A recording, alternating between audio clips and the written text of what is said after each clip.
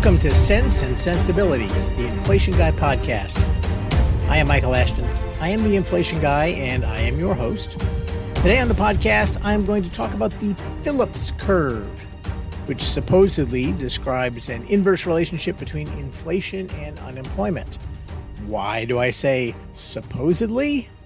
Listen further and find out. But first, a word from our sponsors. This episode of Sense and Sensibility is sponsored by Simplify ETFs. Simplify is a manager of alternative ETFs solving today's most pressing portfolio challenges. This includes income solutions like SVOL, yield curve plays like TUA, and 60/40 diversifiers such as CTA. If you are an individual investor or RIA, you will likely find that something they've done addresses a particular problem you have that you didn't know was solvable. Check out their website at simplify.us. That's simplify.us. And you can find their entire lineup of ETFs at simplify.us/ETFs. So earlier this month, Fed Governor Waller gave a speech entitled The Unstable Phillips Curve. It's part and parcel of a problem that economics has been wrestling with for decades now, really, and is occasionally lamented by some academic in some academic setting, talking about how the Phillips curve just isn't working over some period of time. As economists understand and describe the Phillips curve, that the Phillips curve implies that when unemployment is high, inflation is low, and when unemployment is low, inflation is high. And that idea is extremely important, and specifically that formulation of the idea is extremely important to the practice of central banking as it's done today.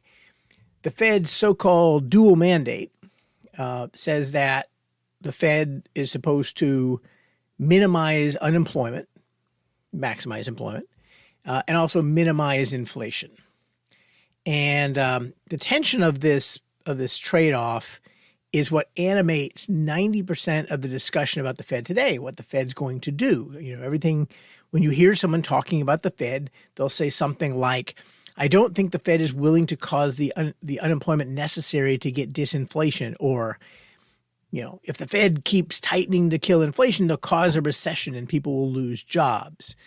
You know, and that sort of thing. You know, once the unemployment rate rises a certain amount, then the Fed's going to have to ease to bring that up, even though that will, you know, cause more inflation or whatever. So that tension, that trade-off, is the basis of the discussion. And at the heart of those statements is the notion of the curve describing that trade-off, which is dubbed the Phillips curve. Like so much else in the world today, like so many of the problems that we have, this one is a problem of our own making. Specifically, this is a problem, the making of which belongs to economists. Now, to understand what I mean by that, and to understand why this sticks in my craw, let's go back to the dawn of the Phillips curve. So the Phillips curve comes from a paper written decades ago by William Phillips, thus Phillips curve. Now, the title of the original paper was, and this is important, listen carefully, The Relationship Between Unemployment and the Rate of Change of Money Wage Rates in the United Kingdom, 1861 to 1957. Now, I'm going to say that again. The relation between unemployment and the rate of change of money wage rates. And you notice there's nothing in there about consumer inflation. And in fact, that statement, the original Phillips curve, as Phillips created it, is really nothing more profound than saying that labor is a market like anything else. And when demand for labor is high, that is, unemployment is low, then its price, that is, wages, is high. When demand for the labor is high, then the price is high. And when demand for labor is low, then the price is low. Demand for labor being low is reflected in higher unemployment. And that's really all it's saying.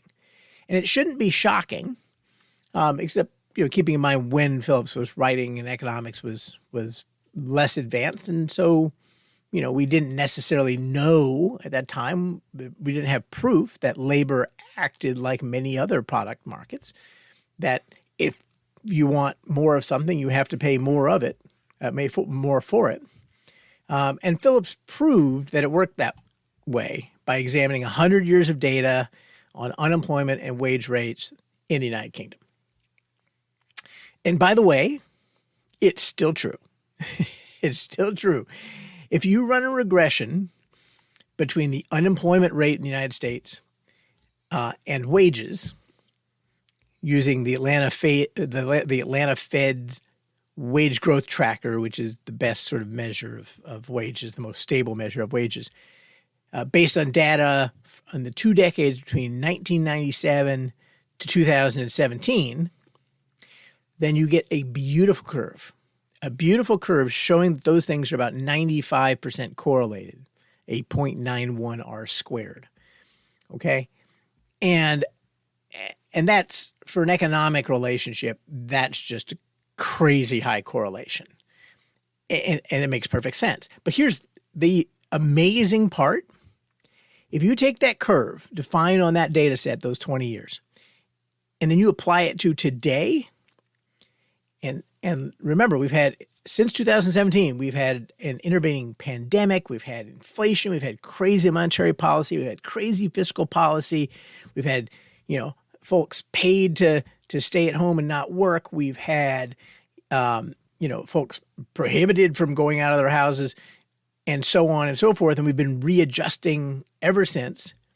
So if you take that curve and apply it to today with all that intervening stuff that's happened, that curve would predict that wages today should be rising at about 6.2%, given the unemployment rate. The latest Atlanta Fed wage growth tracker is 6.4%. That's amazing out of sample performance. Okay, so during that period, 97 to 2017, we really didn't have very many data points in the high wages, low unemployment part of the curve. A few, but not very many. And the fact that we can take that curve and apply it to out of sample and have such a beautiful fit tells you that, hey, it works. And the relationship between wages and unemployment is a strong one, and it's still a strong one. In fact, I've put a link in the show notes to a chart showing the original regression, that 97 to 2017 one. That's in green points on the chart, and then I've added in blue points everything since then, and the red is kind of the latest point, and you can sort of see that during the pandemic, obviously things didn't fit tightly to the relationship because stuff was moving around crazy, but it did a pretty decent job even so. Anyhow, worth a look if you want to see what I'm cooking. So that's where the Phillips curve comes from. That's what the Phillips curve is. That's what the Phillips curve means. That's not the way most economists mean it. Economists mean it today when they use the term Phillips curve. So why all the talk about the Phillips curve being broken? Well, somewhere along the way, economists decided that it would be more useful and just really cool if the curve related unemployment and price inflation instead of wages, because central banks and economists, they don't really have, it's not really their job to restrain inflation. They're supposed to restrain wages. They're supposed to restrain inflation. And so wouldn't it be better if the Phillips curve related those two things? And of course, inflation and wages are closely related. So obviously it's the same. So we can just substitute in consumer inflation in place of wages, and we'll still call it the Phillips curve. Poor Phillips rolling over in his grave. But we're going to still call it the Phillips curve, and then we'll go from there. And then there have been many, when it turns out that doesn't really work, there have been other efforts to rehabilitate the idea, the inflation, with the expectations augmented inflation,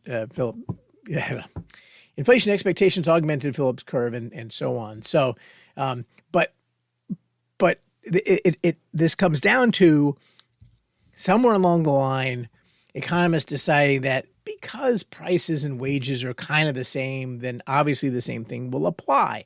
Except it's not the same. Those two things are not the same, not at all. And anyone who's had an actual job, as opposed to being a PhD economist sitting in an ivory tower somewhere, anyone who's had an actual job and had to pay actual household expenses with the wages you earn is well aware that wages and inflation are not necessarily really closely related.